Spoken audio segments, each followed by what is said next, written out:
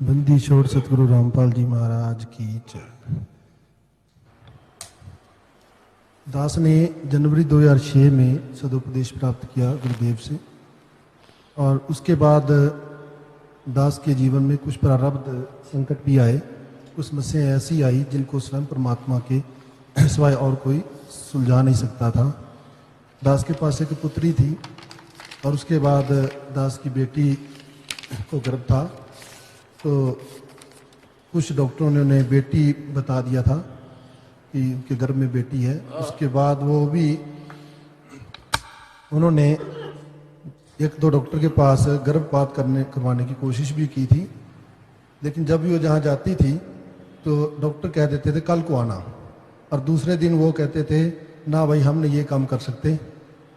हमें तो रात में सपने में इतने परेशान रहे कि मतलब हमें तो ये कहा गया कि इस बच्चे को हाथ ना लगाया जाए। तो 2-3 डॉक्टर्स ने जब जवाब दे दिया तो फिर वो मतलब पहले दिन ये लड़की, इसकी पत्नी को गर्भ था और पहले आपके पुत्री थी, पहले पुत्री थी, दूसरी भी डॉक्टरों ने बता दी ये पुत्री है। तो इन्होंने सोचा कि इसका गर्भपात करवा जाए, डॉक्टर चेक करें और बता दें पुत्री है, कल आ जाना। अगले दिन जाएं तो कहते हैं डॉक्टर ये कहता है कि एक चीज ने हमें इतना परेशान कर दिया कि खबरदार ने इसका हाथ लगा दिया तो लड़की के गर्भ को हाथ नहीं छुओगे तुम, उन हाथ जोड़ दिया, अगले दिन काम नहीं कर सकते। आगे बताइए। तो परमात्मा की दया से मैं तो बहुत डर गया, क्योंकि हमारी बरादरी एक लुबाना बरादरी है, वो इस मामले में जनी बहुत बदनाम है कि वहाँ बेटियों की जब शादी करते हैं तो शायद लाखों की बात नहीं रही, अब करोड़ों का दहेज देने वाली बात हो गई। कहीं टाटा सफारी गाड़ी देनी पड़ती है, कहीं कैसे, तो वो बड़ी परेशान होगी कि अरे 2 बेटियों को कैसे ब्याएंगे, हमारे तो नौकरी है। हमारे बरादरी में ज़्यादातर विदेशों में लोग चले जाते हैं और वहाँ पे काफ़ी इनकम हो जाती है उनकी, तो उसके मुकाबले हम नौकरी पेशे वाले उतना अच्छा नहीं कर पाते। तो उस वजह से मैं भी परेशान था। तो लेकिन जो मर्यादा थी गुरुदेव की, ये दहेज भी नहीं देना हमने, और वो तो अब भी हम उस पर कायम रहेंगे, बिल्कुल नहीं देंगे, चाहे बेटी घर में बैठी रहे।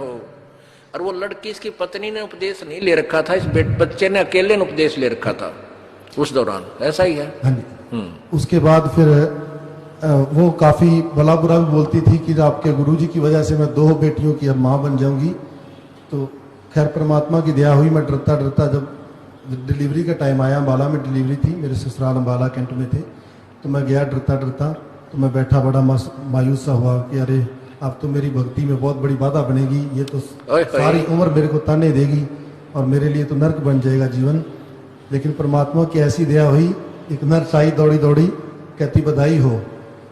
तो मैंने इधर उधर देखा कि शायद किसी और को बधाई दे रही, मेरी तो बेटी होनी थी।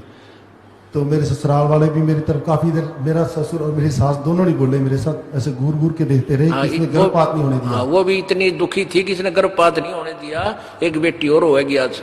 तो ससुराल वाले भी से दुखी थे। गुरु वचनों पर टिके हुए, अपने मन को बांधे हुए हम बैठे रहे वहां पे, जो होगा देखी जाएगी, परमात्मा साथ है। तो उसके बाद वो नरस आई, बेटा हुआ, नरस आई, उसने कहा बधाई हो आपके पुत्र हुआ है, बोलो सतगुरुदेव की जय। तो मेरे ऊपर तो परमात्मा ने इतनी दया की, जब मैं शरण में आया था तो मेरे दास के ऊपर कोई भी किसी प्रकार का संकट नहीं था, ज्ञान सुनकर आया था और ज्ञान अच्छा लगा। इसलिए पहला संत था जिसको ये अपने सिरसा वाले जी महाराज जी, उनसे मैंने उपदेश ले रखा था। उनको मैंने कई लेटर लिखे, मैं आईएएस की तैयारी किया करता था इंडियन एडमिनिस्ट्रेटिव सर्विसेज के लिए। तो मेरे प्रीलिम एग्जाम पास हो जाया करता था, मेंस भी पास हो जाया करता था। तो संत को फिर मैं लिखा करता था कि आप दया करो जी हम पर, तो कहता हो जाएगा, सुमरन करते रहो। फिर मैं पढ़ाई में कम, सुमरन में ज्यादा ध्यान देता था और मेरा आई बार फेल हो जाता था। परमात्मा की बड़ी दया रही कि मैं उस समय आईएएस नहीं बन पाया। अगर मैं उस समय आईएएस बन जाता तो मैं सारा श्रेय संत को दे देता और ये बात तो मेरे को महाराज से उपदेशी था ये। और कोई भी जैसे ये प्रार्थना करता था जी मैं आईएएस कर रहा हूँ, मैं सफल हूँ, उन वहां का उत्तर आता था बेटा तो सफल हो जाएगा, हो जाए, और नहीं हुआ। तो कहते हैं ये कह रहे हैं कि अगर मैं आईएएस बन जाता था मैं उस महाराज ने कद्दे नहीं छोड़ू, बनना था अपने प्रारब्ध है। तो ऐसी दया मालिक हुई कि नहीं बना, परमात्मा ने नहीं बनने दिया। मैं बहुत खुश हूं कि मैं आईएएस नहीं बना, क्योंकि मुझे फिर ये वस्तु नहीं मिलनी थी, ये पद पोस्ट तो पता नहीं कितनी बार प्राप्त कर ली। वाह बेटा। तो मालिक ने जो ये दया की है, नाम की दया की है, ये वास्तविक नाम, ये इसका प्रमाण, इतने प्रमाण देखे हैं हमने ओहो, आत्मा गदगद हो गई है। अभी तक तो 2 मंत्रों का प्रमाण मिला है, तीसरा भी मालिक दिया मिलेगा, वो भी मिलेगा, तीसरा मिलेगा। करेंगे दिया, मालिक करेंगे दिया। वो तो कहते थे तुम्हारा एक पांव यहाँ पे है, दूसरा सतलोक में है।